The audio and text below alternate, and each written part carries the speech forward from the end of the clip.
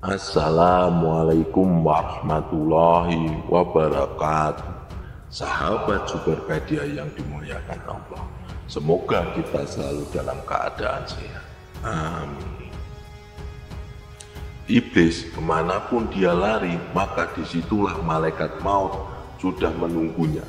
Terakhir iblis lari sampai tempat di mana ia diturunkan Allah pertama kali di bumi. Maka malaikat maut pun mencabut nyawa iblis dengan sangat kasar, hingga rasanya sangat menyakitkan. Di video kali ini kita akan membahas tentang bagaimana peristiwa meninggalnya iblis. Tapi mohon untuk mendengarkan video ini sampai habis, agar tidak terjadi kekeliruan dan kesalahpahaman. Kita tahu bahwa iblis adalah musuh dari kita semua.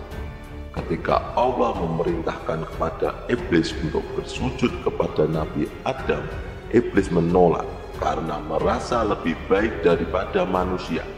Iblis diciptakan dari nyala api, sedangkan Nabi Adam diciptakan dari segumpal tanah. Karena kesombongan iblis inilah Allah murka dan menurunkan ketiga tokoh ini ke bumi, yaitu Nabi Adam dan istrinya Hawa. Begitu juga iblis dipindahkan oleh Allah Subhanahu wa Ta'ala dari surga ke bumi. Sejak saat itu dimulailah permusuhan antara manusia dan iblis yang terus berlanjut hingga hari ini sampai hari kiamat dibangkitkan. Diriwayatkan dari Abdullah ibnu Ahmad yang mengatakan bahwa apakah iblis itu tidur seperti manusia? Menurut Hasan al-Basri, iblis itu tidak tidur karena ada hadis Nabi Muhammad SAW yang mengisyaratkan bahwa setiap hari iblis menancapkan singgasananya di atas lautan dan mengutus bala tentaranya. Dalam hal ini, setan dari golongan jin mengutus bala tentaranya untuk menggoda dan memfitnah manusia setiap hari. Pasukan yang paling mulia di mata iblis adalah pasukan yang paling besar dalam fitnahnya kepada manusia. Maka setiap waktu iblis memanggil tentara setannya ini dan mengatakan, "Apa yang sudah kamu lakukan hari ini?" Pasukannya menjawab, "Aku sudah menghasut manusia kepada perbuatan kufur ini dan itu. Aku sudah menggoda si fulan sehingga meninggalkan sholat. Aku sudah menggoda si fulan sehingga meninggalkan puasa Ramadan. Aku sudah menggoda si fulan sehingga dia tidak melakukan haji," dan begitu seterusnya. Tiba-tiba iblis mengatakan, "Engkau belum melakukan apapun." Lalu datang satu setan tentara iblis yang lain memberi laporan kepada iblis, "Aku sudah membuat antara suami istri bercerai-berai." Kemudian iblis berdiri, mengambil mahkota yang ada di kepalanya dan meletakkan di kepala tentaranya yang telah berhasil membuat perceraian di dalam rumah tangga manusia. Ini menandakan bahwa iblis sangat bangga dan senang apabila ada pasangan suami istri yang bercerai. Iblis berkata, "Sebaik-baiknya pasukan yang aku utus adalah dirimu." Artinya dari kisah ini iblis tidak pernah tidur karena selalu mengutus pasukannya untuk menggoda manusia setiap hari dan setiap waktu. Namun ada pendapat dari para ulama yang mengatakan bahwa tidak mungkin iblis itu tidak tidur, karena sifat yang tidak tidur dan selalu terjaga merupakan sifat Allah Subhanahu wa Ta'ala. Wallahu a'lam mana yang benar. Tapi yang jelas bahwa iblis sebisa mungkin dengan berbagai macam cara dan metode bersama pasukannya menggoda manusia setiap waktu agar sama-sama masuk neraka jahanam. Namun sahabatku sekalian, iblis ini berbeda dengan Adam ketika diciptakan.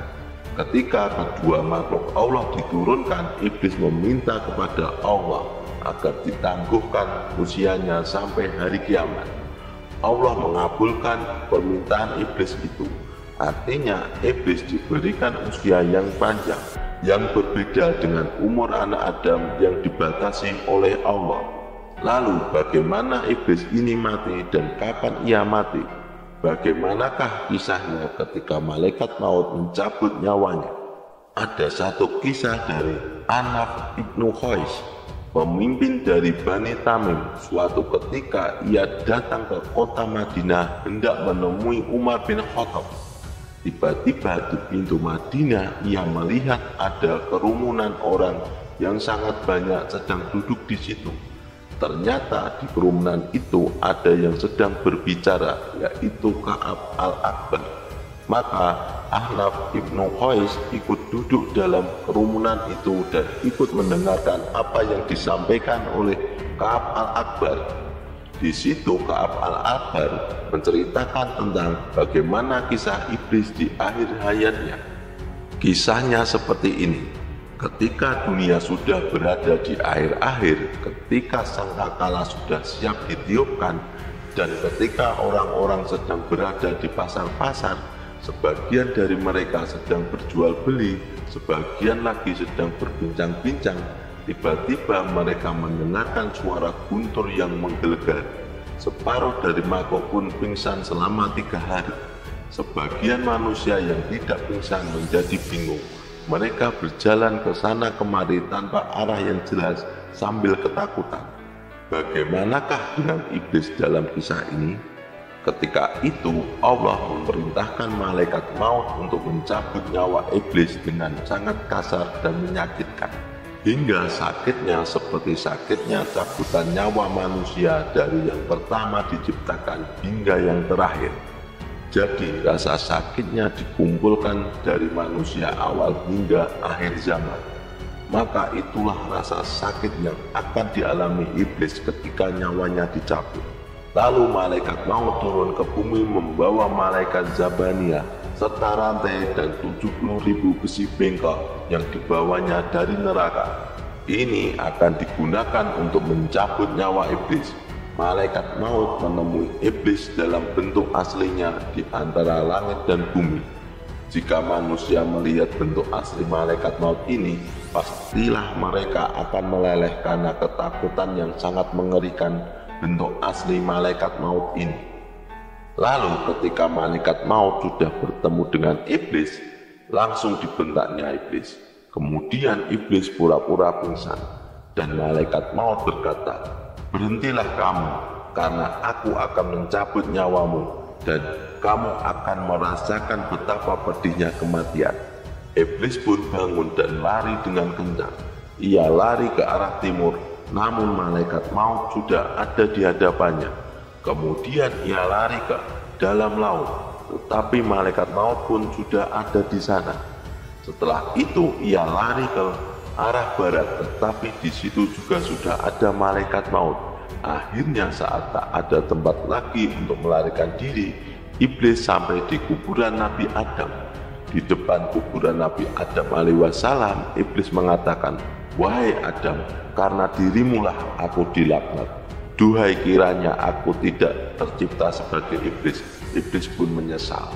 Teman-temanku seiman, maka iblis pun bertanya sebelum nyawanya dicabut oleh malaikat maut, "Wahai malaikat maut, sekiranya akan kau cabut nyawaku, minuman apa yang akan kau berikan kepadaku?" Malaikat maut menjawab, "Engkau akan meminum air dari neraka. Air Lazza di neraka ini panasnya berlipat-lipat daripada air terpanas di bumi." Lalu iblis ketakutan dan berguling-guling.